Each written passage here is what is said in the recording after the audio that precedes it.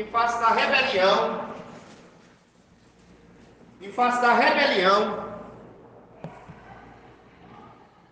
que foi que aconteceu com base na rebelião do povo de Israel e não querer entrar na terra prometida? A Bíblia diz, lá em Deuteronômio capítulo 1, versículo 34, que o Senhor enviou o povo de Israel de volta para o deserto.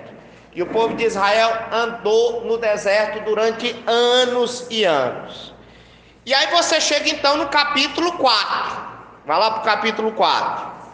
Aí no capítulo 4, Moisés fala aos israelitas, instruindo os israelitas a não serem como aquela antiga geração, como a geração anterior, desobediente ao Senhor. O que é que vem dizendo no versículo 1? Veja só, Deuteronômio 4, versículo 1. Agora, pois, ó Israel, ouve os estatutos e os juízes que vos ensino, para cumprirdes, para que vivais e entreis e possuais a terra que o Senhor Deus de vossos pais vos dá. Deus está dizendo, obedeçam aquilo que eu estou dizendo. Deus está dizendo, obedeça isso, que aí vocês vão ser bem-aventurados, vocês vão ser felizes, vocês vão receber essa terra prometida, certo? Agora veja o versículo 2, olha que interessante. Nada acrescentareis à palavra que vos, nem diminuireis dela, para que guardeis os mandamentos do Senhor vosso Deus, que eu vos... Vocês compreenderam aqui, irmãos? Moisés, na época da igreja do Antigo Testamento, na época de Israel, quando ele estava iniciando a escrita da Bíblia, ele estava dizendo assim, olha, o que Deus tem para vocês é isso aqui que eu vos mando. Vocês não podem ir além, nem a quem. É isso aqui e deu. É isso aqui, pronto. Vocês entenderam, irmãos? Moisés, ele estava evocando que princípio, irmãos, aqui? Só a Escritura, somente a palavra de Deus, única e exclusivamente. Esse é um exemplo do Antigo Testamento. Um outro exemplo muito claro está lá no livro de Atos dos Apóstolos. Abra, por favor, lá em Atos dos Apóstolos, capítulo 17. Aqui em Atos, capítulo 17, irmão Kelvin, nós encontramos alguns homens da cidade de Bereia, os bereanos. Os bereanos, irmão Kelvin, eles foram caracterizados por crentes somente as Escrituras. Eles eram caracterizados assim. Diz aí o versículo de número 11, que o apóstolo Paulo e Silas viajaram para Bereia e começaram a ensinar os judeus ali na sinagoga. Veja só o que o versículo 11 diz. Leia comigo, por favor. Atos 17, versículo 11. Leia. Ora, estes de Bereia eram mais nobres que os de Tessalônica, pois receberam a palavra com toda avidez. O que, irmãos? Examinando as Escrituras. Olha aqui, irmão, que coisa interessante. Você tem um apóstolo, certo? O apóstolo Paulo, ele está pregando o Evangelho. Aí o que os bereanos fazem quando o apóstolo Paulo prega? Era para receber como autoridade absoluta, não é? Imagina assim, se o apóstolo Paulo fosse pregar aqui na igreja do Parque Jurema. Quem era de vocês que iria questionar o ensino do apóstolo Paulo? Eu não seria. Eu sentaria aí e a cada sílaba que ele pronunciasse eu diria amém, amém, amém, amém, amém, amém. Mas os crentes de Bereia não foram desse jeito não. Diz aqui o texto da palavra de Deus que à medida que o apóstolo Paulo pregava, Silas também, eles iam lá e conferiam se aquilo que eles estavam dizendo era de fato de acordo com as Escrituras. Por quê? Porque para os bereanos as Escrituras eram a autoridade final. A validade e a veracidade da mensagem do apóstolo Paulo dependiam de quê? De que se essa mensagem estivesse de acordo com as Escrituras. Tanto é que no versículo 12 vem dizendo o seguinte, veja só. Atos 17, 12. Com isso muitos deles creram, mulheres gregas de alta posição e não poucos homens. Eles foram conferir lá na Bíblia se aquilo que o apóstolo Paulo e Silas estavam pregando condizia assim. Aí eles disseram: condiz, é assim mesmo. Aí diz aqui o texto que muitos deles creram, se tornaram crentes, certo? A grande pergunta que fica para nós, irmãos, é: por que tanto no Antigo Testamento quanto no Novo Testamento existe um apego tão grande à Bíblia, a doutrina dá somente às Escrituras? Isso fica muito claro lá em 2 Timóteo, no capítulo 3. Veja só, 2 Timóteo, capítulo de número 3.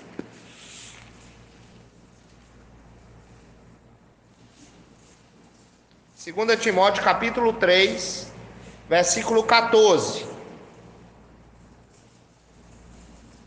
Veja só, o apóstolo Paulo está escrevendo para o seu filho na fé, Timóteo.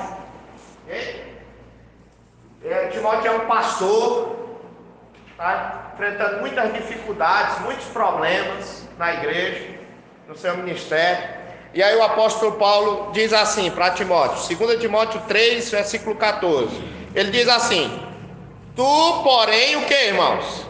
Permanece naquilo que aprendeste e que fostes inteirados, sabendo de quem o aprendeste, e que desde as infâncias sabes as sagradas letras, que podem tornar-te sábio para a salvação pela fé em Cristo Jesus. Certo? Aqui diz aqui o apóstolo Paulo que Timóteo ele tinha que permanecer nos ensinamentos das Sagradas Escrituras, porque as Sagradas Escrituras poderiam fazer com que ele fosse salvo pela fé em Cristo Jesus, certo? Perceba aqui que quando o apóstolo Paulo diz assim, permaneça nas Escrituras, ele está se referindo às Escrituras do Antigo Testamento, porque naquela época o Novo Testamento ainda estava sendo escrito, certo? Mas embora o Novo Testamento ainda não tinha sido escrito dessa época, o Antigo Testamento era digno de toda a relevância, porque todo o Antigo Testamento aponta para Cristo. Então o Antigo Testamento ele é útil tanto para o crente da Antiga Aliança quanto para o crente da Nova Aliança, certo? Então, a partir do versículo 16 e 17 nós temos a principal razão pela qual o apóstolo Paulo ele instrui Timóteo a permanecer nas Sagradas Escrituras.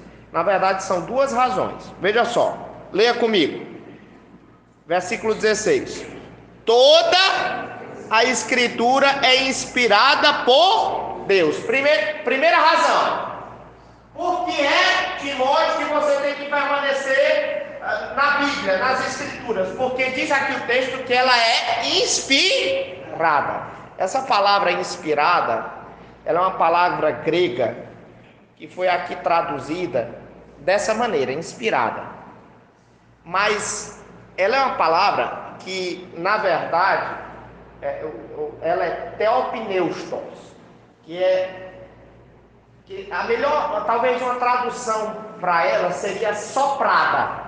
Quando diz assim, toda a Escritura é inspirada por Deus, literalmente ali seria assim, toda a Escritura é soprada por Deus. Toda a Bíblia é soprada por Deus. Isso não diz respeito ao modo como a Bíblia foi produzida, porque a Bíblia não foi produzida do sopro de Deus, mas diz respeito à origem da Bíblia. A Bíblia vem de onde? A Bíblia vem da boca de Deus, certo? A Bíblia é a palavra de Deus. Por quê? Porque a Escritura, aquilo que é escrito é uma extensão da fala. Aquilo que eu escrevo, irmãos, certo? É a mesma coisa de eu estar falando. Quando eu escrevo e assino uma coisa, é a mesma coisa que eu estar falando algo. É ou não é, irmãos? Não é? Pois é. Então, as Escrituras, elas são palavra de Deus, porque é uma extensão daquilo que Deus fala. Esse é que é o ponto, certo? Uma tradução talvez melhor seria: toda a Escritura ela é inspirada por Deus. Por quê? Porque inspirada é uma coisa que você é de fora para dentro,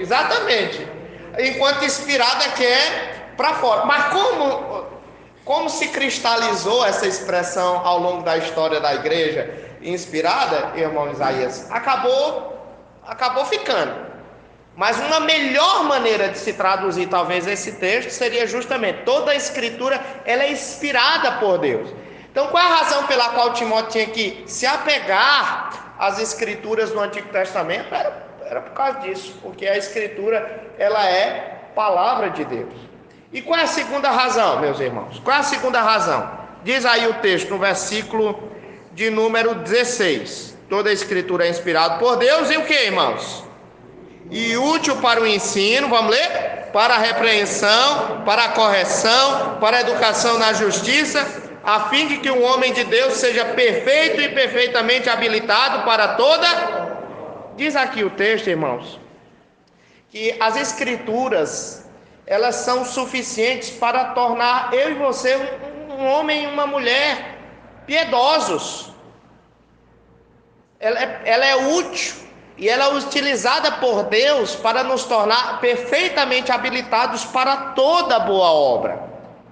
Porque, olha, irmãos, as Sagradas Escrituras, elas nos ensinam, as Sagradas Escrituras nos repreendem, as Sagradas Escrituras nos corrigem, as Sagradas Escrituras nos consolam. Não foi isso que a gente cantou há pouco tempo no Salmo 19? A gente cantou há pouco tempo isso no Salmo 19, que diz assim: a lei do Senhor é perfeita. E o que, irmãos? E restaura a alma. O testemunho do Senhor é fiel e dá sabedoria aos simples, não é? Os preceitos do Senhor são retos e iluminam os olhos. São mais desejáveis do que o ouro, mais do que muito ouro depurado, e mais desejáveis e mais doces do que o mel e o destilado dos favos.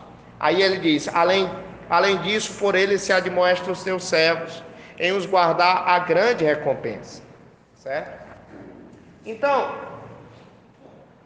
nós estamos dizendo que as escrituras, elas são a nossa regra de fé e prática. Não é sem razão que você vai, por exemplo, para Apocalipse no capítulo 22, a última página da Bíblia. Vá lá para Apocalipse no capítulo 22. No versículo 18 e 19, o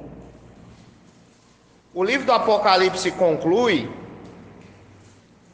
com o apóstolo João fazendo uma veemente advertência. Veja só.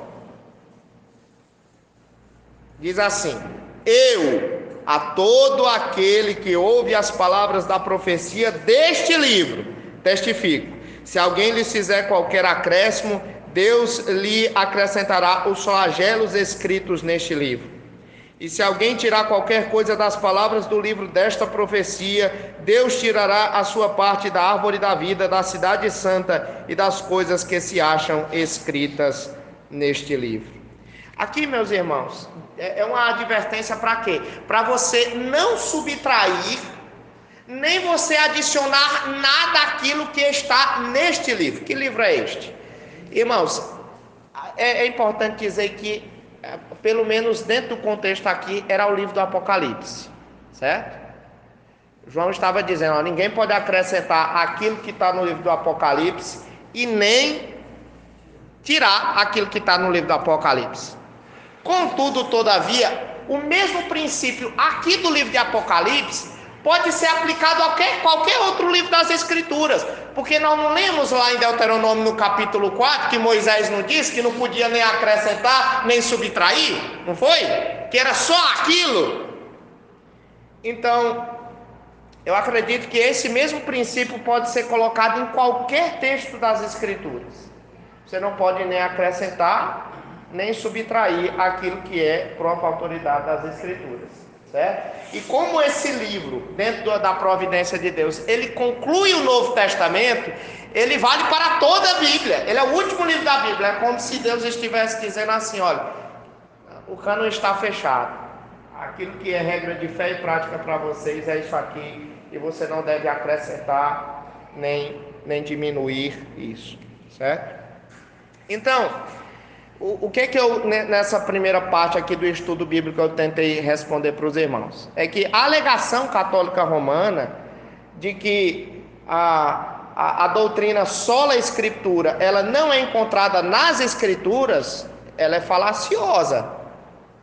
Nós vimos desde o livro de Deuteronômio, que foi quando a Bíblia foi escrita, até o Apocalipse, que Deus, ele nos deu uma palavra, e essa palavra ela é digna da nossa reconhecimento, da nossa autoridade da parte de Deus, e que nós não podemos acrescentar nem subtrair aquilo que ela diz.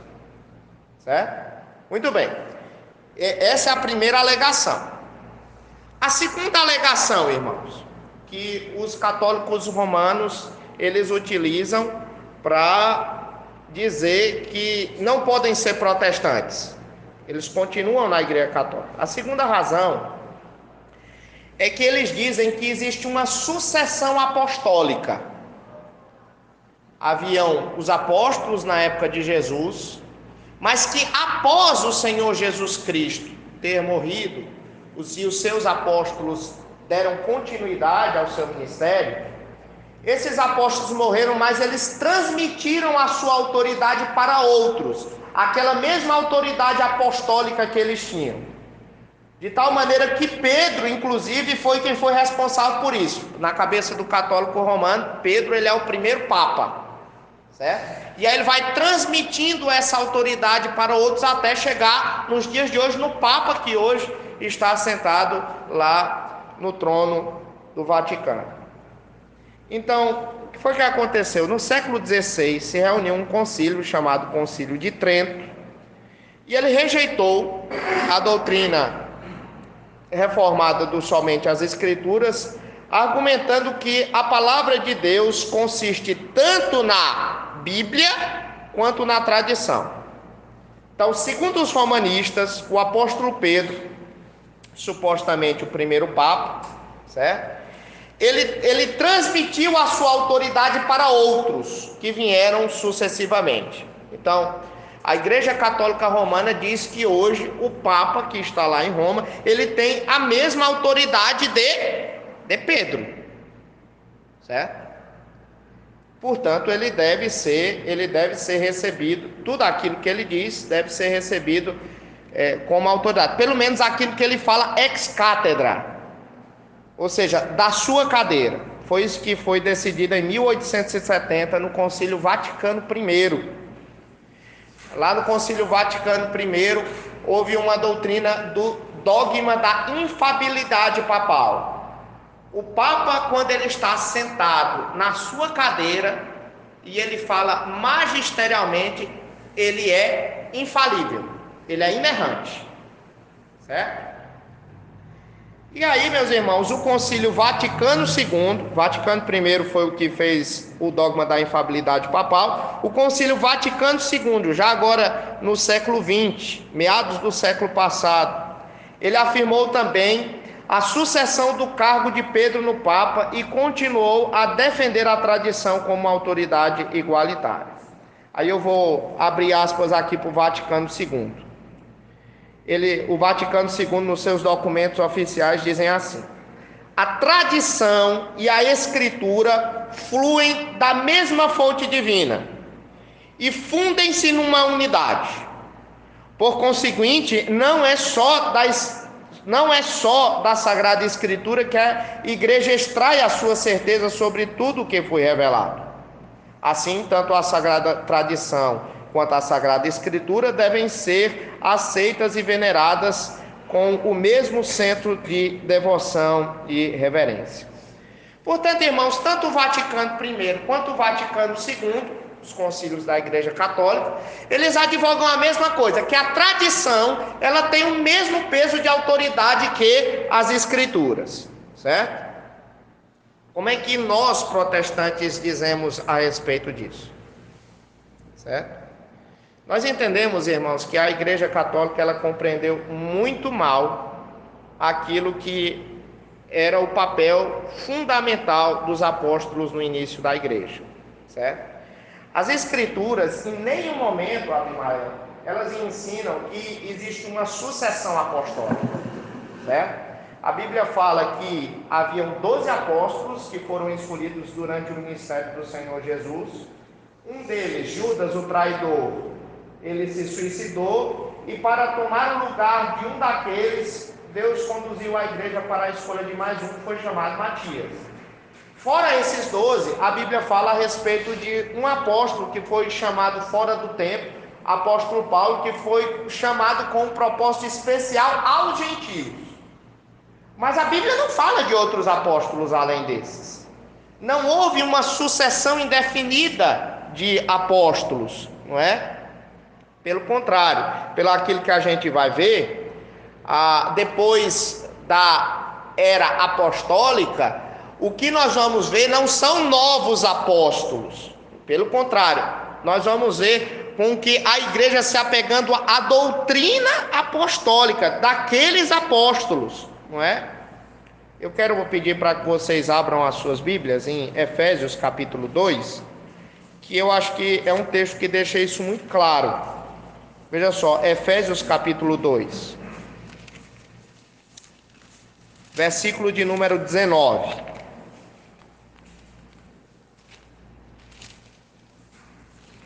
Aqui o apóstolo Paulo, ele faz uma metáfora relacionada à igreja.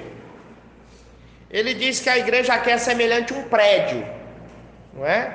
Veja só, versículo 20. Ele diz assim: edificado sobre o fundamento dos apóstolos e profetas, sendo ele mesmo Cristo Jesus a pedra angular, no qual todo edifício bem ajustado cresce para santuário dedicado ao Senhor. Diz aqui o texto, irmãos, que os apóstolos e os profetas, eles eram a base da igreja, certo? Da igreja cristã, certo? Então, aquilo que vem depois não é mais apóstolos e profetas. Se você tivesse profetas indefinidamente ao longo da história da igreja, você estaria lançando vários alicerces uns sobre os outros, o que inviabilizaria, portanto, a imagem e a metáfora que o apóstolo Paulo utilizou aqui para comparar a igreja, certo? Então não existem apóstolos para além daqueles que o Senhor Jesus Cristo já escolheu, certo? Essa parece ser a mesma metáfora que o apóstolo Paulo utiliza lá em 1 Coríntios capítulo 3. Então ele diz: o fundamento dos apóstolos é esse, certo? A igreja tem fundamentos nos apóstolos e nos profetas. Aí você vai para Efésios no capítulo 4, certo? O apóstolo Paulo diz isso no capítulo 2, e aí lá no capítulo 4, versículo 6, ele vai dizer o que, irmãos? Certo? Veja só, verso 4, 6. Aliás, perdão, 1 Coríntios 3, irmãos. Por favor, 1 Coríntios 3. Olha aqui, ó, 1 Coríntios 3, versículo 10 e 11. Segundo a graça de Deus que me foi dada, lancei o fundamento. Veja só, o apóstolo Paulo, ele é apóstolo. Ele diz: eu lancei o fundamento como prudente construtor, e outro edifica sobre ele. Porém, cada um veja como edifica, porque ninguém pode lançar outro fundamento além do que foi posto, o qual é Jesus Cristo. Aí você vai para o capítulo 4, versículo 6, vai dizer o seguinte: estas coisas, irmãos, apliquei-as figuradamente a mim mesmo e a Apolo, por vossa causa, para que por nosso exemplo aprendais isto. Não ultrapasseis o que, irmãos? Não ultrapasseis o que está escrito, a fim de que ninguém se ensoberbeça a fim de um em detrimento de outro. Então, meus irmãos, o apóstolo Paulo, ele diz: não ultrapassem o que está escrito. E isso aqui, irmãos, ele diz dentro do contexto da igreja de Corinto. Quem está aqui estudando nas quartas-feiras conosco as epístolas aos Coríntios, vai saber que o apóstolo Paulo enfrentava lá muitos falsos apóstolos, muitos falsos mestres. E aí o apóstolo Paulo diz: irmãos, vamos passar daquilo que está sendo escrito, como é costume desses falsos mestres, certo? Então, irmãos, esse aqui é um ponto. Os católicos romanos, eles dizem assim: mas pastor, e o que dizer da tradição? Porque os apóstolos, eles falavam de você passar aquele ensinamento para outro, que fazer em textos como 1 Coríntios capítulo 11, versículo 2, 2 Tessalonicenses 2, 15, 2 Tessalonicenses 3, 6, 2 Timóteo 2, 2. Irmãos, aqui nós precisamos entender uma coisa. Aquilo que nós precisamos entender é que aquilo que o apóstolo Paulo pedia para que as igrejas transmitissem, em primeiro lugar, eram ensinamentos apostólicos. Portanto, eles eram inspirados da parte de Deus. Os apóstolos foram enviados por Jesus para ensinar às suas igrejas. Ao contrário dos séculos posteriores. Porque aos séculos posteriores, você não tem mais apóstolos. Você tem pastores. Você tem bispos. Pastor e bispo aqui eu uso dentro do contexto, irmãos, que são sinônimos. Pastor, bispo, presbítero, são todos sinônimos, certo? Então, o Antigo Testamento, ele estava em vigor naquela época, mas o Novo Testamento ainda estava sendo escrito, certo? Então, porque o Novo Testamento ainda estava sendo escrito, era muito natural o apóstolo Paulo dizer assim: irmãos, aquilo que eu ensinei para vocês possam ensinar a outros. Por quê? Porque o Novo Testamento ainda não estava escrito, certo? Então, naquela época, você tinha ainda muitos ensinamentos orais, sem dúvida nenhuma. Mas esses ensinamentos orais, eles foram, aos poucos, desaparecendo à medida em que os apóstolos morreram e as escrituras, elas foram, então, redigidas, certo? Então, é dessa maneira que a nossa igreja, ela entende. Então, a primeira alegação dos católicos romanos, como nós vimos, qual foi? Em primeiro lugar, pastor, essa doutrina, somente as escrituras não advogam ela, por isso que eu não sou protestante. Nós vimos que ela está equivocada, que as escrituras mostram isso. Segunda alegação católica romana, diz assim: pastor, eu não posso ser protestante porque o Papa é o sucessor de Pedro e ele fala autoritativamente. Nós vimos que não. Terceiro lugar, a Igreja Católica Romana, ela diz que a Bíblia, ela foi criada pela Igreja. Que a Igreja foi quem que criou a Bíblia. Ao passo que os protestantes dizem que foi a Bíblia que criou a Igreja. Certo? Então, agora talvez você esteja começando a compreender por que os católicos romanos eles dão tanta ênfase à tradição. Por quê? Porque para o católico romano, a igreja vem primeiro do que a Bíblia. Ele diz: pastor, isso é lógico, cronologicamente falando, quem foi que veio primeiro? Foi a igreja ou foi a Bíblia? Então, pastor, é lógico, né? Então, por trás dessa elevação da tradição, existe essa suposição de que foi a igreja que criou a Bíblia. Portanto, a Bíblia não pode ser a última autoridade sobre a igreja, já que a igreja é a mãe da Bíblia. É disso que os católicos romanos falam, né? Então, a autoridade da igreja precede a autoridade da Bíblia. Esse pensamento, irmãos, ele impacta não apenas a doutrina da suficiência das Escrituras, mas também a necessidade dela. Porque, veja, se foi a Bíblia quem foi criada pela igreja, a igreja não necessitou da Bíblia para ela existir. Então vamos dizer assim, no pensamento católico, seguindo a lógica católica. Se hoje, irmãos, todas as nossas Bíblias fossem destruídas, a igreja continuaria a existir, certo? Ela talvez sentiria falta da Bíblia, porque, como eu falei, a igreja católica, ela entende que a Bíblia é uma coisa boa. Ela entende que a Bíblia é a palavra de Deus. A diferença dela para a gente é no sentido de que nós entendemos que a Bíblia é a nossa única regra de fé e prática. O católico romano não, ele diz que é a Bíblia, é a tradição e o magistério, né? São essas três coisas.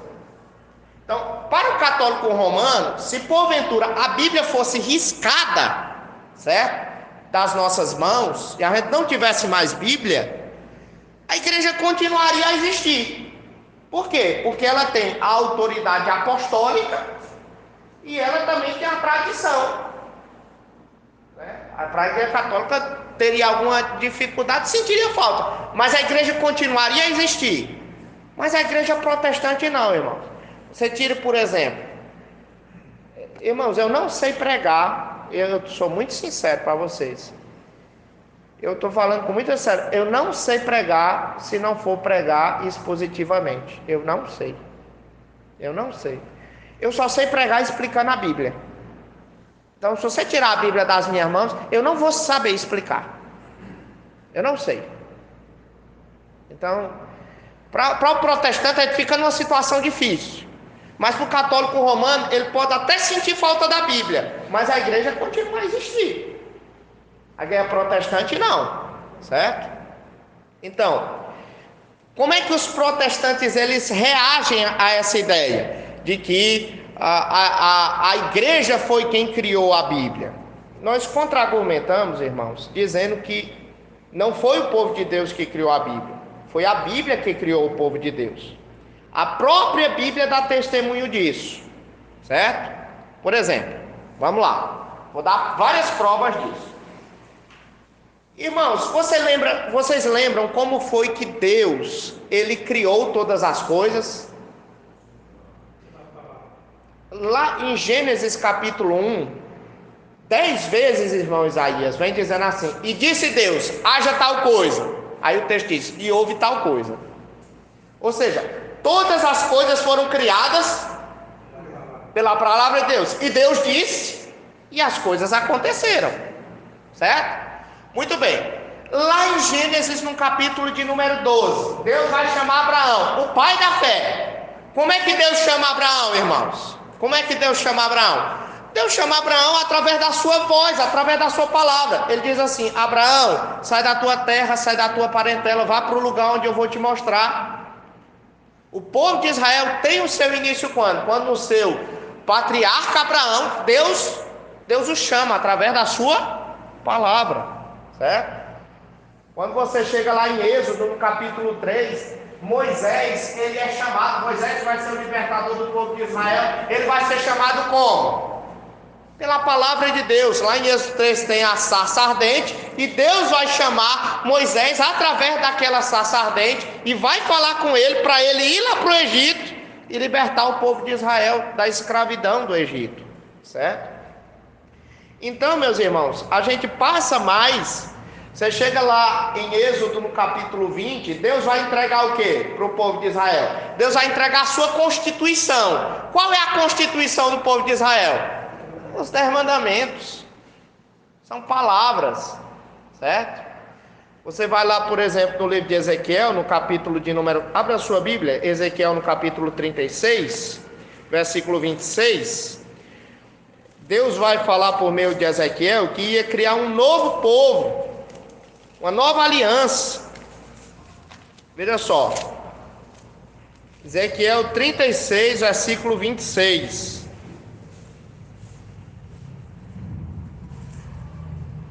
Veja só.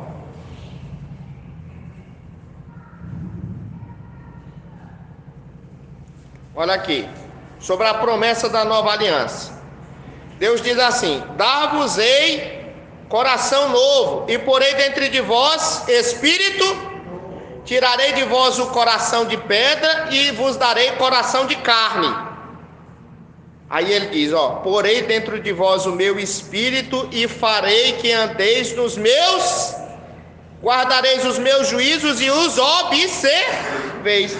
Então o texto aqui está dizendo, irmãos, que lá na nova aliança, Deus ele vai colocar dentro do nosso coração a lei que estava fora do coração deles.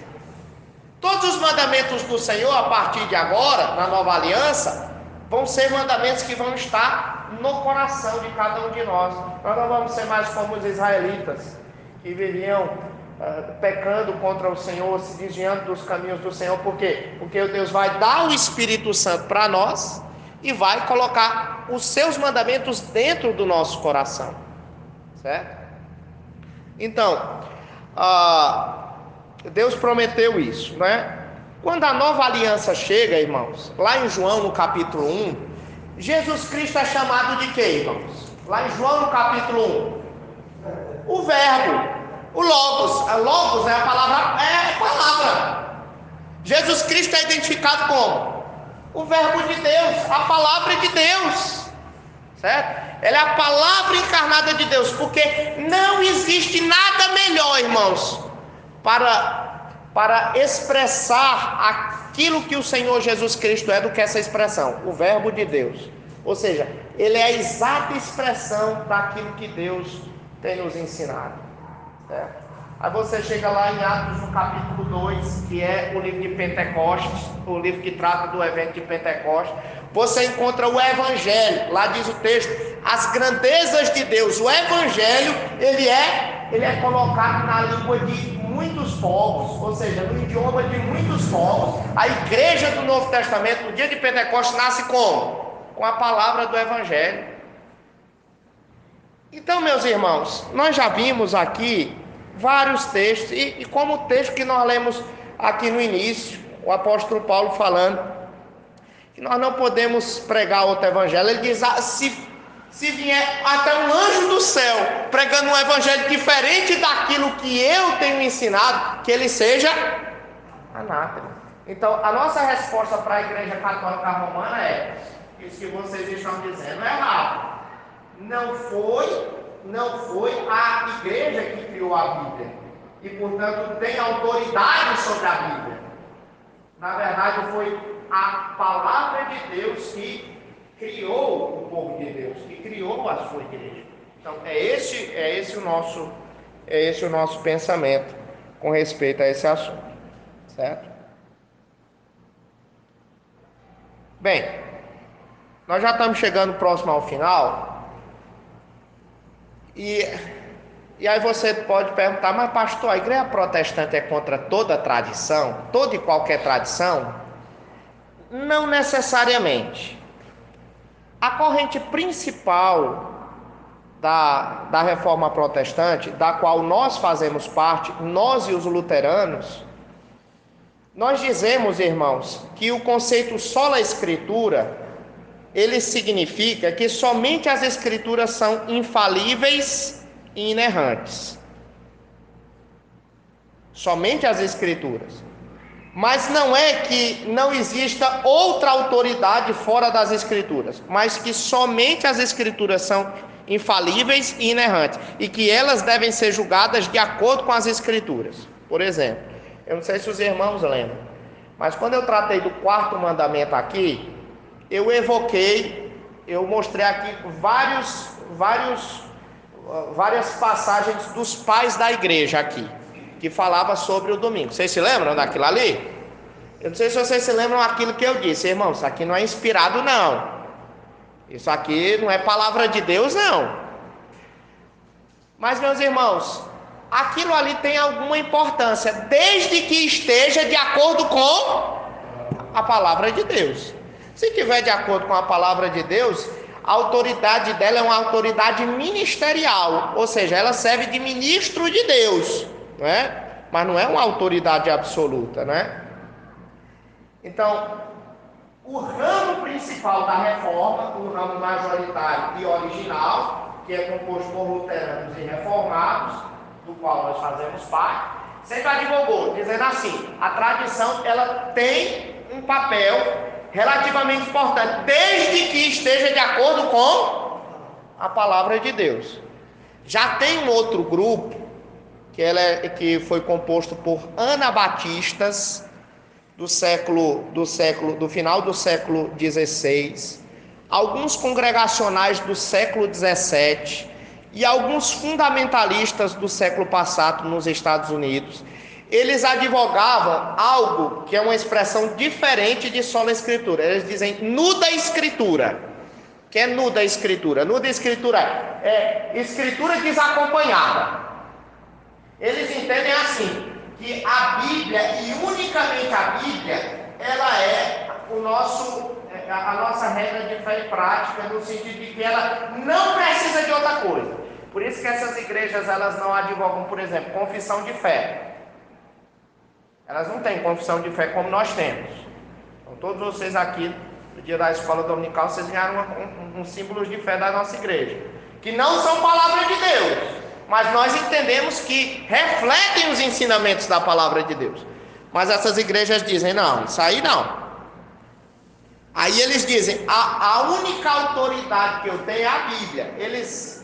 Eles são contra, por exemplo, você ter ensino magisterial. Então, eles são contra. Eles advogam, por exemplo, que você deve fazer uma leitura individual das Escrituras. Cada um de vocês devem chegar às suas próprias conclusões das Escrituras. Vocês não precisam de mais ninguém para isso. Nós entendemos que essa é uma posição muito radical e extremamente perigosa, porque ela pode cair no subjetivismo, certo? Já imaginou, irmãos? Cada um de nós pensando uma coisa diferente, como era que unidade era que teria entre nós? E outra coisa, além do subjetivismo, traria um individualismo dentro da igreja. Então, o ramo principal da reforma protestante diz: as escrituras é a nossa única regra infalível de fé e prática. Mas Deus, Ele dotou outras pessoas de autoridade, né? Por exemplo, nós entendemos que os símbolos de fé são, em um certo sentido, autoritativos. Eles não são infalíveis. Eles devem ser julgados de acordo com as Escrituras. Por exemplo, os concílios. A nossa confissão de fé diz que os concílios falham. E falham mesmo. Eu já participei de vários concílios. E eu posso dizer que eu olho para trás e eu me lembro de algumas falhas que o concílio tomou. Nós não somos falíveis. Sempre estamos cheios de erro.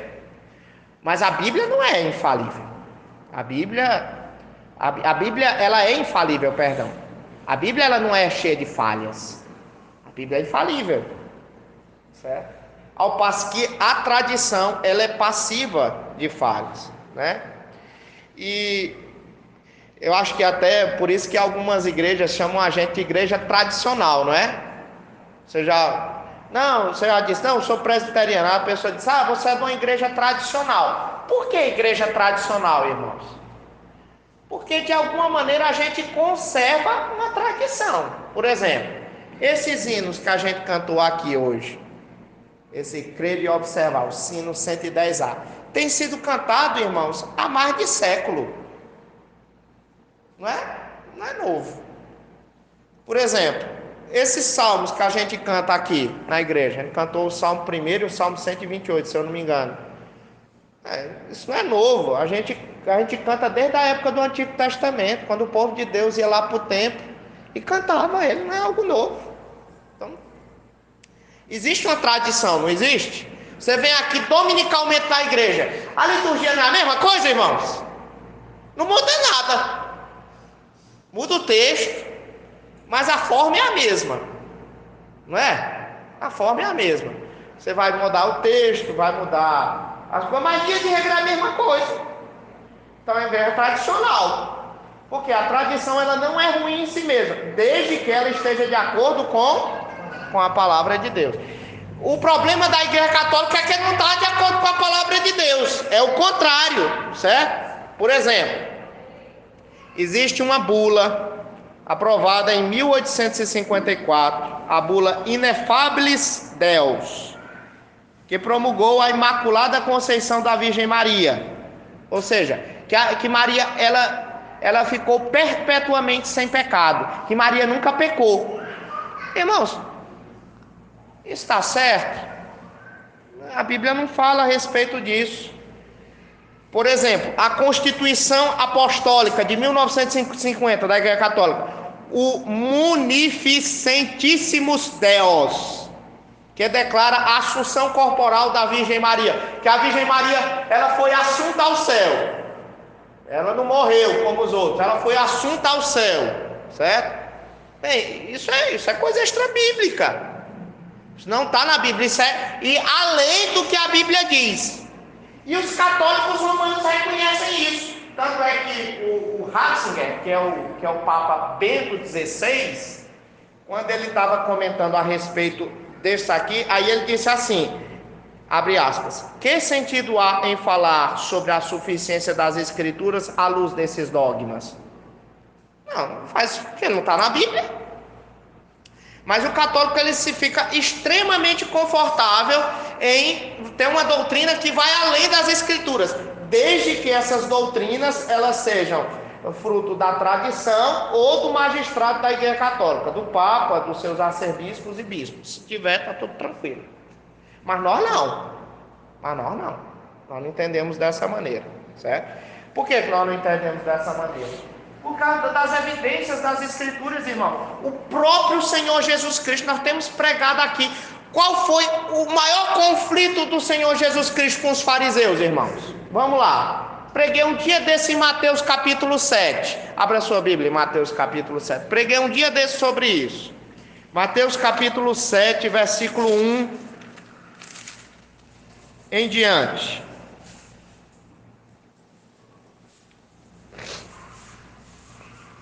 Mateus capítulo 7, versículo 1 em diante. Olha só. Contrário? Ora, reunindo-se a Jesus os fariseus e alguns escribas vindos de Jerusalém, e vendo que alguns dos discípulos dele comiam pão com as mãos impuras, isto é, por lavar. É Marcos. Ah, desculpa. Aqui é na empolgação, tá? Mas vai dar certo. Marcos capítulo 7. Eu falei Mateus, mas estava lendo Marcos. Marcos capítulo 1. Ora, reunindo-se a Jesus os fariseus e alguns escribas vindo de Jerusalém, e vendo que alguns dos discípulos dele comiam pão com as mãos impuras, isto é, por lavar, pois os fariseus e todos os judeus, observando a tradição dos anciãos, não comem sem lavar cuidadosamente as mãos. Quando voltam da praça, não comem sem se aspergirem. E há muitas outras coisas que receberam para observar, como a lavagem de copos, jarros e vasos de metal e camas. Interpelando-nos os fariseus e os escribas: por que não andam os teus discípulos de conformidade com a tradição dos anciãos, mas comem com as mãos por lavar? Respondeu-lhes Jesus, né? Foi Jesus que respondeu: bem profetizou Isaías a respeito de vós, hipócritas, como está escrito: este povo honra-me com os lábios, mas o coração está longe de mim.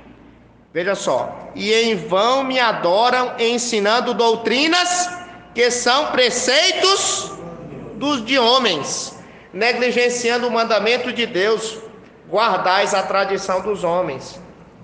Por que a gente não guarda a tradição que vai de encontro às Escrituras, irmãos? Porque é tradição de homem, não é mandamento de Deus. E o Senhor Jesus Cristo, você vai continuar lendo aqui Marcos no capítulo 7, ele vai dizer que pela ânsia dos fariseus de guardar a tradição dos homens, eles acabavam negligenciando o quê? Os mandamentos de Deus. Porque é justamente isso que acontece, irmãos. Quando nós dividimos o nosso foco em duas coisas, entre tradição e escritura, de alguma maneira uma delas vai acabar em algum momento sendo desprestigiada. Então o nosso foco é apenas nas escrituras, né? Então a gente acredita que a tradição tem um papel, tanto é que a gente tem os nossos símbolos de fé. Nós acreditamos que os primeiros concílios ecumênicos, por exemplo, eles têm uma autoridade ministerial. Você vê o concílio, por exemplo, de Calcedônia, o credo niceno também. Isso tudo são coisas importantes. Mas eles são infalíveis? Eles são infalíveis? Não, eles não são infalíveis. Apenas a Escritura é infalível. Por isso que nós vamos sempre procurar saber aquilo que é o pensamento das Sagradas Escrituras e comparar com o pensamento das Sagradas Escrituras, certo? Eu quero dar aqui, portanto, duas lições para nós com base nisso. que a gente não rejeita completamente a tradição, desde que sejam as escrituras. Então, por exemplo, hoje em dia a gente tem acesso a muitos escritos dos pais da igreja, isso é uma grande bênção. Mas quando você lê os pais da igreja, você deve fazer uma leitura sempre da seguinte maneira: será se aquilo que ele está dizendo aqui está de acordo com a palavra de Deus? Esse é o primeiro ponto. Está de acordo com a palavra de Deus? Essa é a primeira coisa, certo? Segunda coisa, nós não precisamos, irmãos, de novas revelações. Eu acho que isso talvez seja a coisa principal para os cristãos protestantes hoje em dia. Nós não precisamos de novas revelações. Nós precisamos se apegar à revelação que Deus já nos deu, certo? Esses são os livros divinos. Infelizmente, hoje em dia você encontra, por exemplo, já no século XX, os mormons, por exemplo, fazendo livros religiosos para eles. Eu acho que vocês já receberam na casa de vocês visita de mormon, ou não? Na minha casa, quando eu era pastor lá no Ceará, eu recebi uma vez um mormon lá na minha casa. Mas eles visitam as casas e no final, se eles gostarem de você, vocês veem que você tem interesse, eles vão e lhe dão um livro de mormon para que você lê, porque aquele é um livro para eles que é um livro sagrado, mas para nós não, certo? Okay. Muito bem.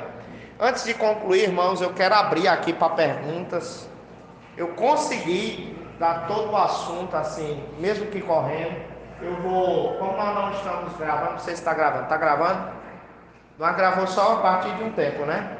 Eu vou colocar esse estudo lá no grupo da nossa igreja, para que todo mundo que quiser rever e pegar outras passagens bíblicas possam também ter acesso a isso. Irmã Manuel. O que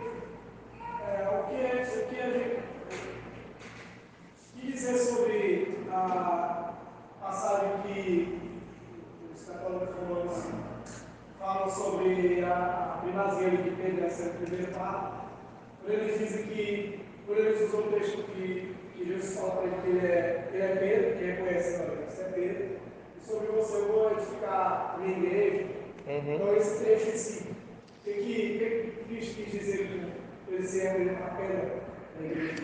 Então, é aquilo que a gente leu lá em Efésios capítulo 2. Os apóstolos e os profetas, eles são o fundamento da igreja, né? Existem alguns protestantes que têm outra interpretação, mas a interpretação mais simples é essa, que os apóstolos e os profetas, de acordo com Efésios 2, o que incluía o apóstolo Pedro, eles eram o fundamento da igreja. O fato de ele falar só Pedro isso, não descaracterizaria isso? Como algo que pode pensar em geral. Se isso fosse para os apóstolos em geral, a aplicação dos apóstolos em geral, ele teria falado a todos, porque ele normalmente falava, poderia ensinar algo, algum ensino que o apóstolo poderia passar e ele falava a todos ali. É interessante. Agora sim, o que você percebe é que a Bíblia, ela se auto-interpreta. Então você vai para Efésios capítulo 2 e aí engloba todos os apóstolos e não apenas a Pedro. Aí outra coisa, até mesmo nas escrituras Pedro não é a chave. Por exemplo, a Bíblia fala que Jesus Cristo ele é a pedra angular, entendeu? É Jesus Cristo que de fato é o fundamento da igreja como um todo. Então, o que eu diria para você, Manuel, seria justamente isso. O Pedro e os demais apóstolos, eles são de fato o fundamento da igreja, juntamente com os apóstolos, com os profetas do Antigo Testamento. E sem dúvida nenhuma eles tiveram um papel extremamente importante no início da igreja do primeiro século. E tudo aquilo que vem depois não tem mais apóstolo, certo? Esse texto ele não pode ser usado pelos católicos romanos para falar de uma tradição apostólica através dos papas, porque o texto não fala a respeito disso. O texto nem de longe deixa transparecer isso, que para além de Pedro vai ter alguém que vai receber essa autoridade, né? Mozenil.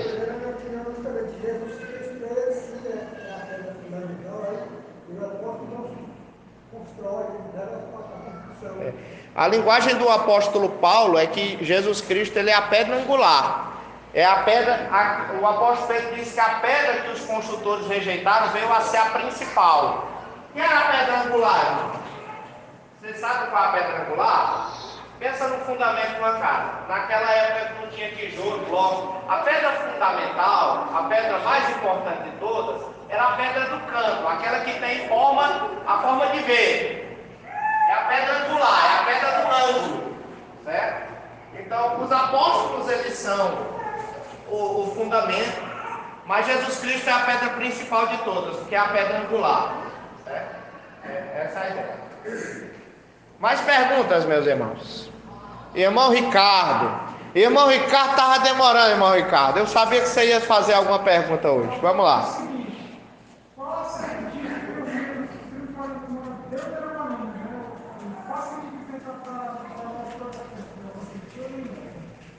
Se ele tem o quê? Se você pode ler, se você pode estudar. Ah, sim. Então, a Igreja Católica, ela tem alguns livros a mais no Antigo Testamento, que são por muitos chamados de livros apócrifos ou deuterocanônicos. Deuterocanônicos é depois do cânon, certo? É isso que significa, certo? Eu diria que o valor dele é um valor religioso como qualquer outro livro, certo? Ele não são livros inspirados, mas você pode ler, não tem dificuldade nenhuma. Não há dificuldade nenhuma. Você diz, pastor, eu posso ler um livro apócrifo? É pecado eu ler um livro apócrifo? Não, não é pecado.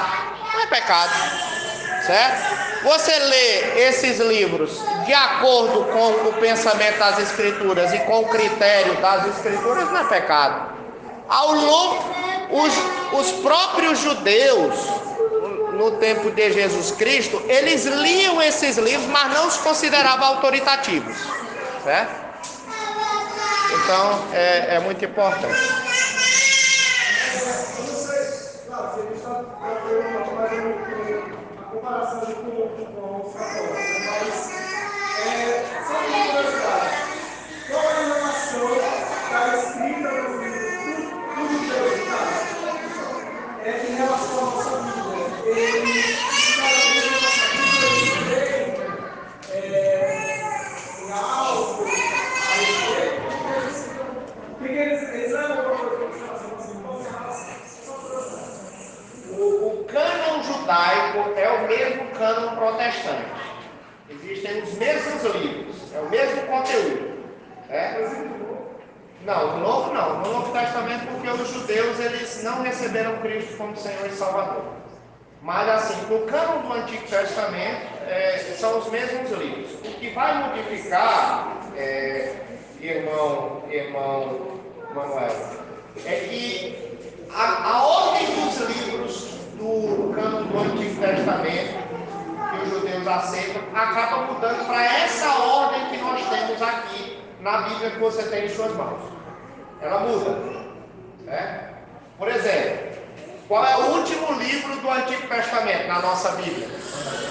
É Malaquias. No Antigo Testamento é o livro de 2 Crônicas. Entendeu? Então muda a ordem.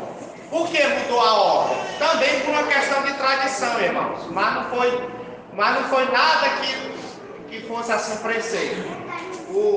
A Igreja Católica ela assumiu uma tradução grega do Antigo Testamento, chamada Septuaginta, que depois se transformou na Vulgata, que foi uma tradução latina, que seguiu uma ordem diferente dos livros do Antigo Testamento. Mas o conteúdo é o mesmo. O conteúdo não muda não. Certo? Irmãos, última pergunta. Alguém tem alguma pergunta a mais? Queridos, então nós vamos fazer a leitura.